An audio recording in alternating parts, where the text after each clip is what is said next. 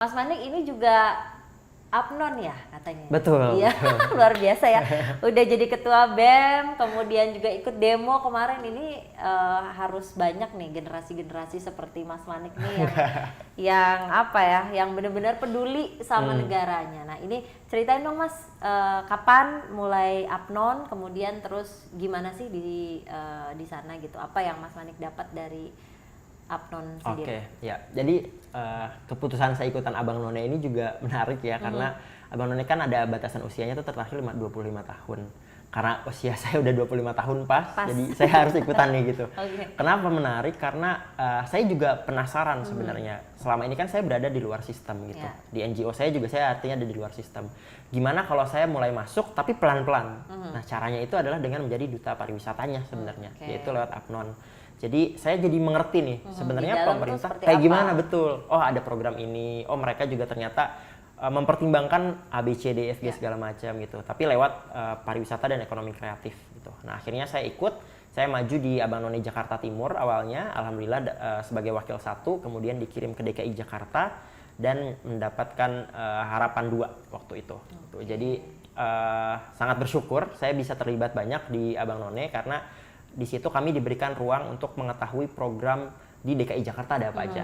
Kemudian ada pariwisata dan ekonomi kreatif apa aja yang ada di DKI Jakarta. Jadi saya mulai mengerti, oh ternyata ada yang bikin batik Betawi nih di daerah Jakarta Barat gitu. Atau ternyata ada yang bikin soto Betawi yang enak nih di sekitaran Jakarta Timur gitu kan. Nah itu kan ekonomi masyarakat ya, ekonomi rakyat gitu. Perlu kita suarakan supaya akhirnya Jakarta ini juga bisa jadi lebih baik dan masyarakatnya secara ekonomi juga meningkat gitu. Oke, jadi bukan hanya kritik di luar aja ya, tapi ternyata ada juga ya program-program yang sudah baik begitu dilakukan. Betul, betul. Dan ya saya sangat excited juga ya karena tadi balik lagi ini sangat muda, Apnon ini sangat muda. Kita menggunakan kampanye promosi budaya itu budaya Betawi khususnya, tapi kemudian kita juga masukkan unsur-unsur masyarakatnya seperti ekonomi kreatif gitu. Terus juga bagaimana kebudayaan Betawi di sekitar kita bisa tetap terjaga. Jakarta ini kan global city gitu ya. Betul. Gimana ketika masuk orang-orang yang banyak tapi kita bisa tetap punya budaya yang kuat gitu, kental.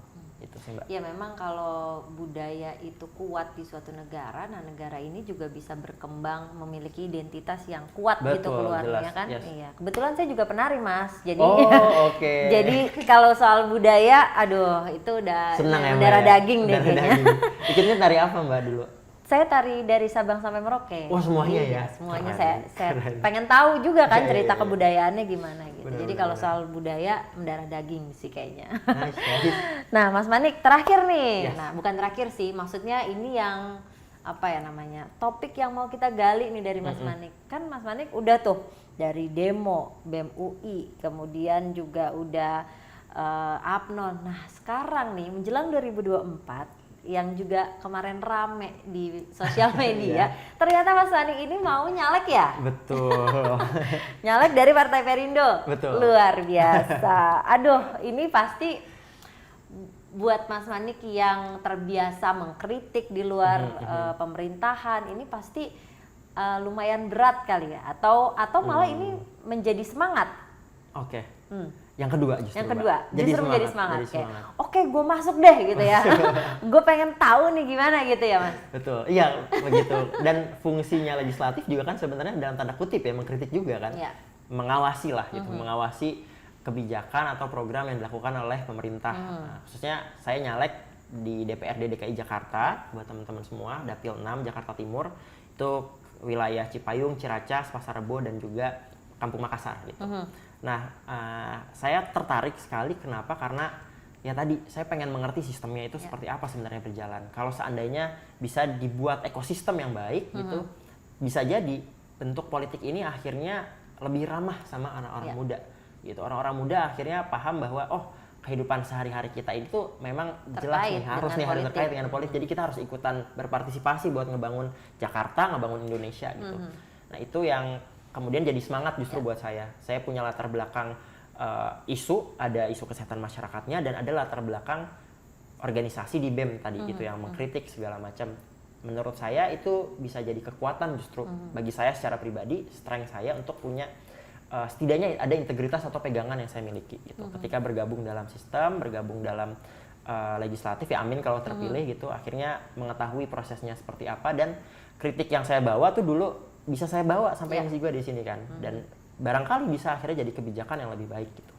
Itu harapannya gitu sih Mbak. Tapi banyak yang mengkritik Mas Manik juga kan, dulu demo-demo ke DPR, tapi sekarang mau masuk ke dalam legislatif. Nah itu gimana tuh Mas? Wajar ya Mbak, saya juga nggak nyalahin mereka sebenarnya. Kenapa? Karena ya jelas tadi yang saya sampaikan, bisa jadi mereka tuh punya frustasi politik tadi, itu yang akhirnya jadi cukup punya trust issue lah gitu. Ya kita aja kalau di relationship gitu kan, betul, ada salah dikit trust issue-nya lama gitu ya gitu.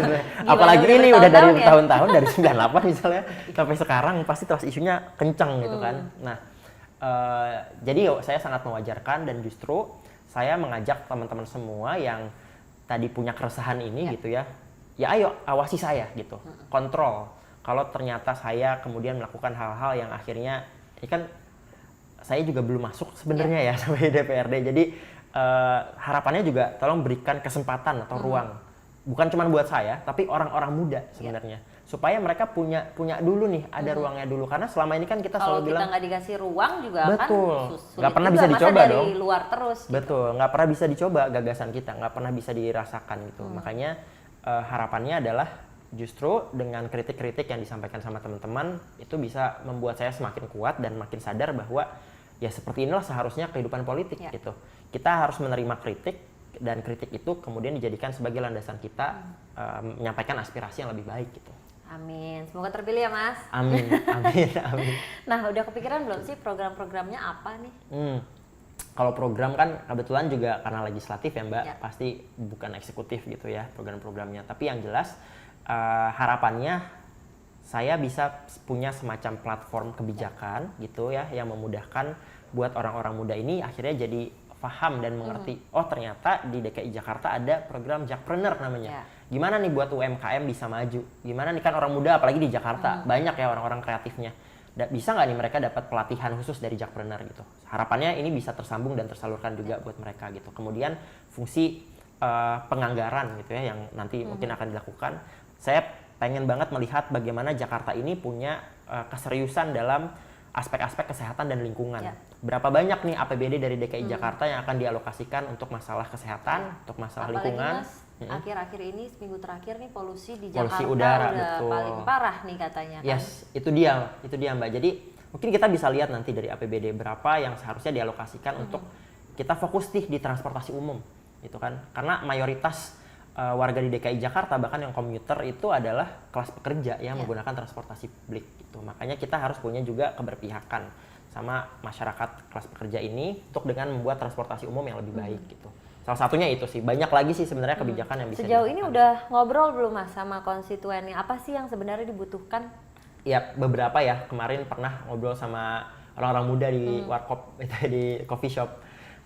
Ya mereka pada akhirnya bilang bahwa ya yang sederhana kalau dari saya tadi misalnya masalah transportasi publik gitu ya, kerjaan. Nah yang pekerjaan ini juga kan jelas Jakarta ini city of opportunity ya, banyak banget orang yang mau gitu. Itu menurut saya jadi catatan juga, ditambah pendidikan gitu. Mereka pasti urusannya adalah tentang gimana sebenarnya KJP gitu, gimana sih sebenarnya supaya saya bisa dapat kartu Jakarta Pintar, terus uangnya ya memang bisa dialokasikan untuk hal yang lebih spesifik gitu. Siapa aja sebenarnya yang bisa menerima, kampus-kampus mana aja sebenarnya yang dapat gitu, atau emang di swasta nggak boleh ya dapat juga beasiswa? Apa harus kita sampai benar-benar miskin banget gitu sampai akhirnya dapat beasiswa? Padahal kan banyak juga kelas menengah yang sebenarnya mereka butuh bantuan juga kan gitu. Nah itu jadi salah satu masukan sebenarnya yang saya terima. Nah selain itu Mas Manik ini kan dulu demo. Nah kalau nanti Mas Manik itu masuk ke legislatif, siap nggak untuk di demo? Harus siap, harus siap. Ya menurut saya demonstrasi itu juga sebuah keniscayaan. Artinya sekalipun ada aktivis masuk ke dalam parlemen, upaya mengorganisir masyarakat untuk bisa tetap punya kekuatan masyarakat sipil itu harus selalu ada. Artinya kita butuh penyeimbang antara kekuatan kekuasaan dengan kekuatan kerakyatan gitu. Jadi kalau teman-teman kemudian merasa ada yang perlu dikoreksi, sampaikan gitu. Dan saya pun akan sangat menerima. Jadi udah siap ya untuk siap, di demo ya? Harus.